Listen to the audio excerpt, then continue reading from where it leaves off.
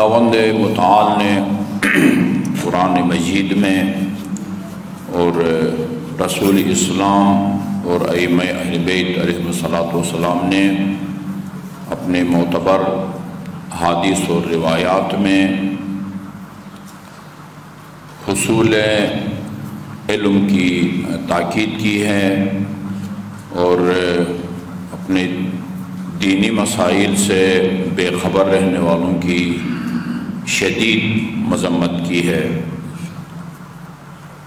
رسول اسلام کی حدیث کی روشنی میں حصول علم کے لیے نہ کوئی عمر کی قید ہے، نہ کوئی علاقہ کی قید ہے۔ البتہ معصومین کی روایات میں جب لفظ علم آتا ہے، جہاں بھی لفظ علم استعمال ہوا ہے وہ دو طریقے سے استعمال ہوا ہے۔ کہیں علم کے ساتھ ساتھ ایسے الفاظ بھی شامل کیے گئے ہیں جن سے پتہ چلتا ہے کہ اس سے مراد علم دین ہے۔ علم دین میں عقائد کی تعلیم اور فقہی احکام کی تعلیم، پتہ چلتا ہے کہ اس سے مراد علم دین ہے۔ ایک ہے علم کے ذریعے حلال اور حرام کو سمجھا جا سکتا ہے، غیر اس سے مراد وہ مروجہ جو علوم ہے اور کالجوں میں یونیورسٹیوں میں جو علوم پڑھائے جاتے ہیں ان میں حرام و حلال کے بارے میں نہیں بتایا جاتا، یا اگر کہا گیا ہے حصول علم کے لیے چین بھی جانا پڑے تو چلے جاؤ، چین کبھی بھی کوئی دینی علوم کا مرکز نہیں رہا ہے، عام علوم مراد ہیں، بلکہ عام علوم کی جن میں انسانیت کا مفاد ہے ان کا حاصل کرنا بھی واجب کفائی ہے۔ جس طرح مجتہد بننا واجب کفائی ہے، اسی طرح ڈاکٹر بننا بھی واجب کفائی ہے۔ کوئی بھی نہیں بنے گا مجتہد جو قرآن و سنت کے روشنی میں مسائل کو سمجھ کے لوگوں تک پہنچائے، سب گناہگار ہوں گے۔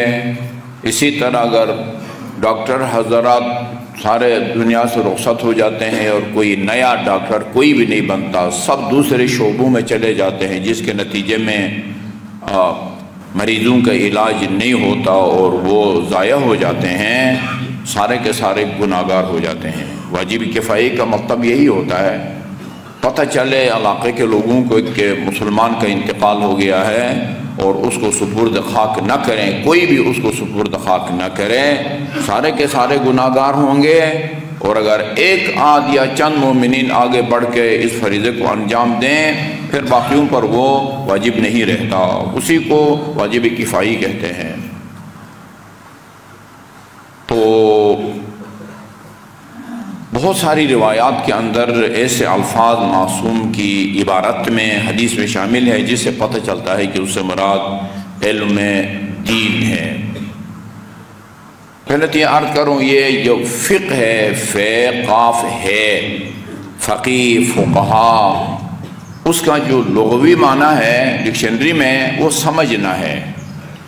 ان من شیء الا یسبح بحمدہ، کائنات کی ہر چیز اللہ تعالیٰ کی تسبیح کرتی ہے لیکن تم ان کی تسبیح کو نہیں سمجھتے۔